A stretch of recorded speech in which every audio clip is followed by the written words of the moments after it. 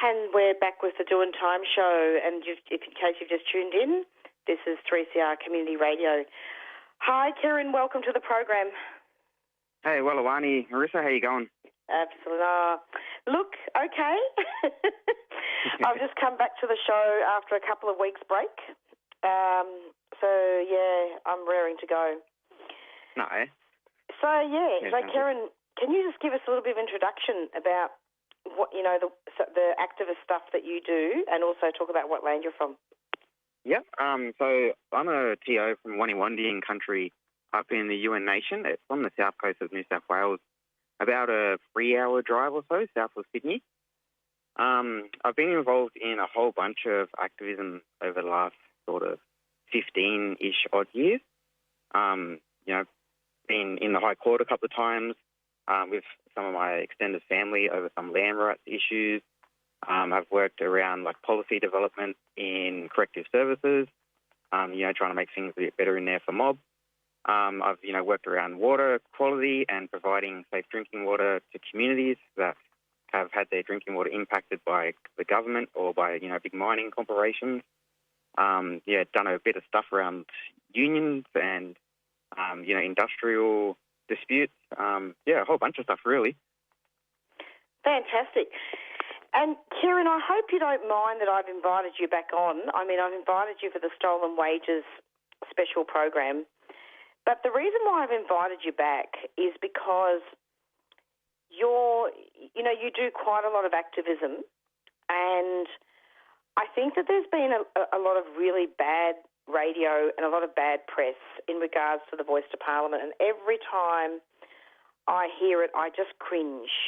And I really wanted you to come back because, I just feel that the Black People's Union does need to be represented, and you've talked a lot about why, that you want to do a no for the Voice to Parliament. But I suppose I'd really like to talk to you in a little bit more detail now about treaty and about what it is that the Black People's Union represents and what you want, the work that you want to do. But before we do that, as a lead up to that, because I'm sure there are new listeners that have just tuned in, can you talk about the Black People's Union briefly and their position on what's happened with the Voice and some of the issues? Yeah, no worries. So the Black People's Union, we're a revolutionary organisation. We're only just over a year old now. Had our first year anniversary last month, but we've only been public since January this year. What we are, we're an organisation working towards the complete liberation from our colonial capitalist government. We want the complete liberation of blackfellas in our country, but not just blackfellas, the entire working class as well, whether they're Indigenous or non-Indigenous.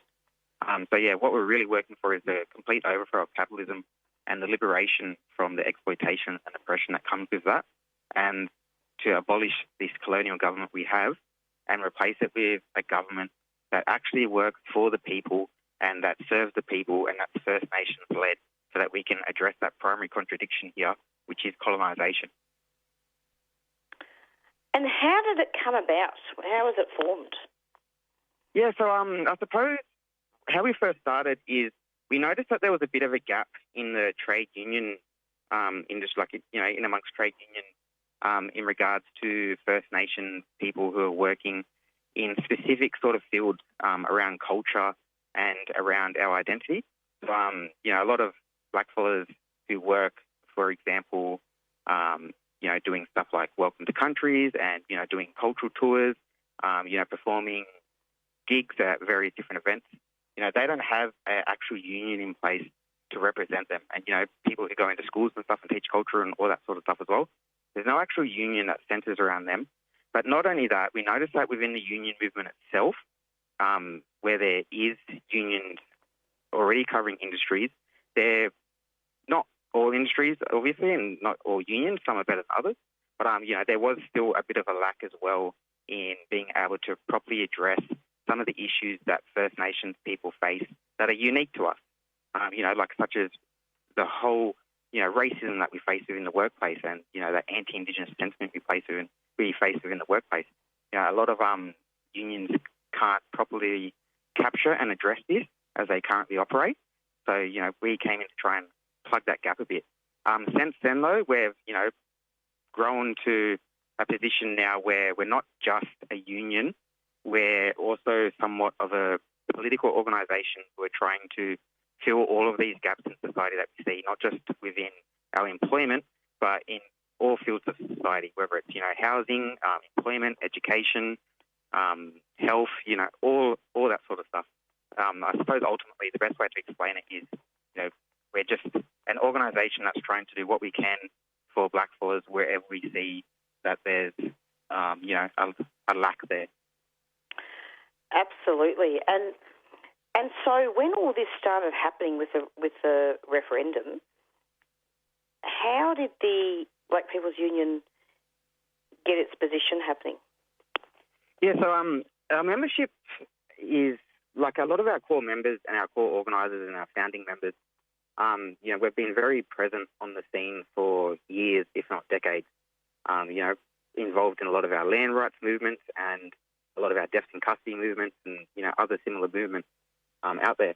So we already had quite a fundamental understanding of the history of this constitutional recognition, which goes right back to the Howard era government. And this is something that a lot of people don't understand as well about this whole voice proposition, is that it was actually an idea that John Howard's cabinet came up with. And it was first put into play by Tony Abbott. People forget that LNP were in power back in 2016, 2017, when stuff like the Referendum Council was set up and when those regional dialogues were held and the Yulara Convention were held. This wasn't a Labor initiative. This began as a Liberal initiative. And the whole reason it began is they wanted to further undermine our sovereignty. So when I say sovereignty, what I'm specifically talking about is our right of self-determination and our right to manage our own land. Now, this voice seeks to undermine that further. It's not necessarily that it seeks to cede our sovereignty per se. It's more that it seeks to cede our sovereignty through technicality by denying and undermining and preventing us being able to exercise our sovereignty. And by exercising our sovereignty, that's us actually, exercising our self-determination and exercising management over our land. Wow, that's just...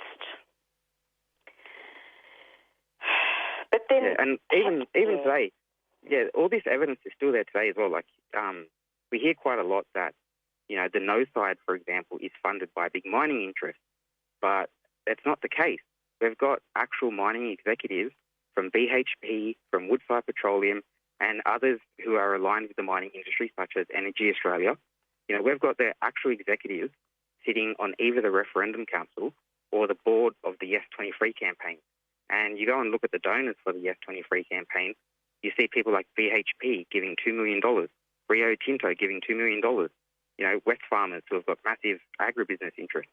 Again, they went and donated $2 million. All up, there's been something like 25 to 27 million donated from different farming, mining and logging businesses towards the Yes 23 campaign. And even, the other stuff on there, aside from those mining execs, we see people like Mark Textor. Now, for those who don't know who Mark Textor is, he was trained by Reagan over in America, and what he is, he's a conservative strategist. He's actually the person who worked on John Howard and Tony Abbott's election campaigns and helped them get elected in the first place. And now he's sitting on this Yes 23 board. There's also people like Tony Nutt, who was John Howard's very own chief of staff, and even Amanda Vanstone, who was a senator and minister under John Howard, and who was actually the senator who signed off on the abolishment of ATSIC, amongst a whole bunch of other stuff that she done. And, these are the people behind this Yes 23 campaign and these people behind the proposal that's going forward. And these people have never had our best interests at heart. These people have never done anything to benefit us or to, help us reach any sort of level of equality in society. They benefit from our exploitation and our oppression, especially, these big mining companies. We've got BHP, backing this whole Yes proposal and being actively a part of their campaigning and actively funding the campaigning of it. But at the same time, BHP is out there blowing up hundreds of sacred sites so they can, put in $5 billion mining expansion. Now, anybody listening, just use a bit of common sense for a second. Why would people like BHP and Woodside Petroleum, who are always blowing up our sacred sites so they can profit billions of dollars through stealing our natural resources, why would they support any sort of proposal or campaign that could potentially impact their profits and benefit blackfellas? Like, at the end of the day, they simply wouldn't. It would be a bad business choice for them to do that. I know, And all of this stuff too that I'm saying, this is easily verifiable as well. Anybody with access to Google can go and look at the official websites of the Referendum Council and the Yes 23 campaign and can go through their About section and see for themselves the sort of people who are on there. And you can go look at websites like the Australian Financial Review, who have run articles on the donations towards the Yes 23 campaign. All the receipts are there. Oh. So, okay, so you're talking about all this, and it's so wonderful that you're into all the environmental stuff, which is closely linked to Aboriginal people protecting country. So, how do we move forward from here? Yeah, great question. So, we're not just campaigning no. We are actually, talking about alternatives out there. I suppose one of our major ways that we see that we can move forward, and one of the most important next steps that we need to take, is we have an idea for treaty with the BPU, but our idea for treaty isn't the normal stereotypical idea of treaty that's been around for the last few decades. Instead, we've done a bit of an analysis on treaties, on their impacts around the world, and, what sort of effects they've had for other First Nations people, as well as Australia's own track record on the various different treaties they've entered into with the United Nations and with other nations around the world. And, when you actually go and you look at all of this wealth of knowledge out there that exists around treaties, and you look at their impact and you look at the conditions that people are living under today, you come to the conclusion that a treaty with a colonial government isn't worth the paper it's written on. At the end of the day, every single treaty that was signed between the Māori and the New Zealand colonial government, as well as every treaty signed over in Turtle Island between the First Nations people there and the Canadian government and the United States government, every single one of those treaties, and there's thousands of treaties there, every single one of them, bar none, has been broken. And every time they're broken, it's not the First Nations people breaking it, it's not the First Nations people benefiting from these treaties being violated, it's the colonial government violating it and benefiting from it. And at the end of the day, Australia's own track record with their human rights treaties paints a horrific picture. You go and you look at their violations, and on average they're doing, I think it's every 2 months or so, Australia is being picked up by the UN for violating human rights treaties that they're signatories to. Now, if they're not going to abide by treaties that they've signed with bodies like the UN and with other big nations around the world that have a lot more power, influence and money than what us blackfellas have here in Australia, why would we think that they would respect a treaty with us?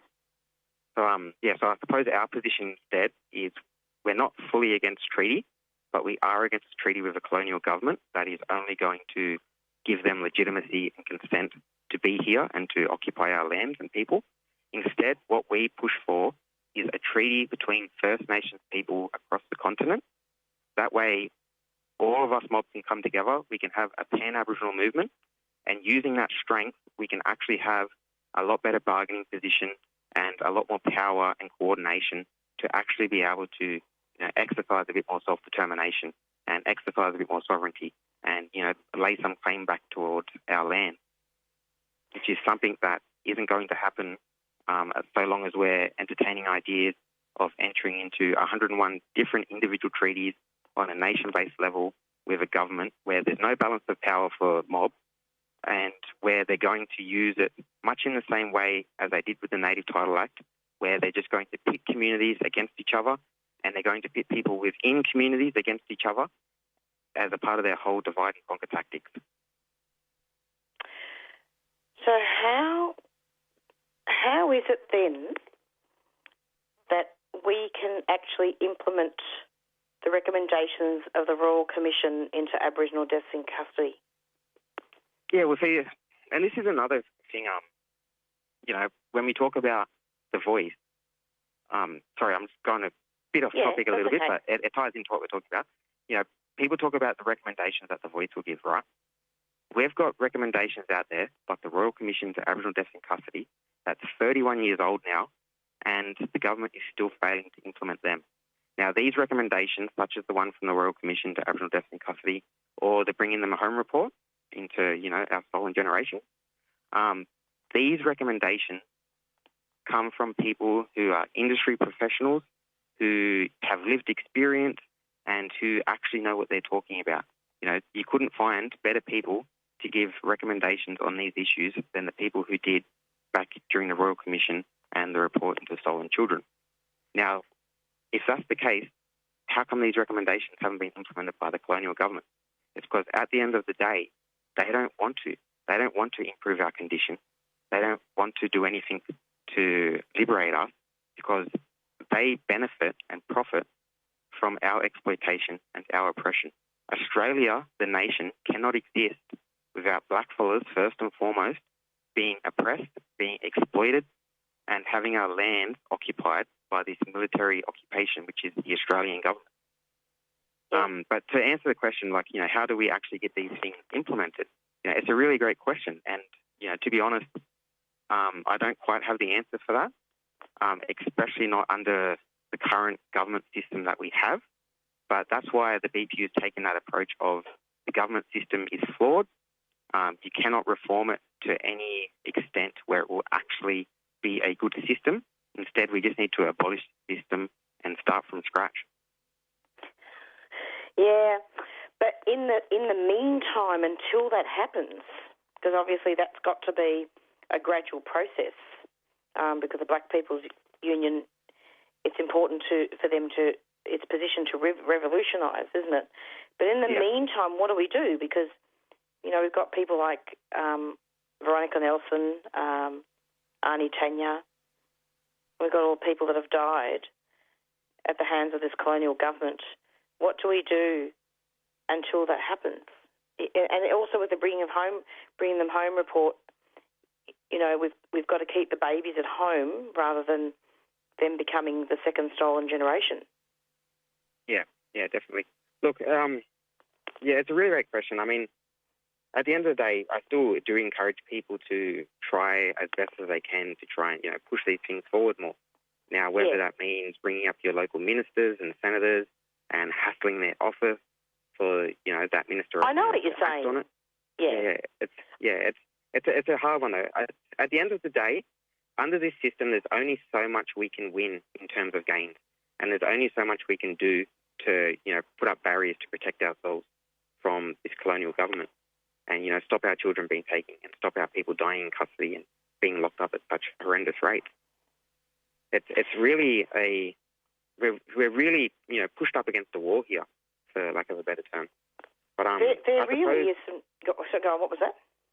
Oh no, sorry. I was just going to say, I suppose the way I look at it, a lot of people don't see any revolutionary potential in Australia.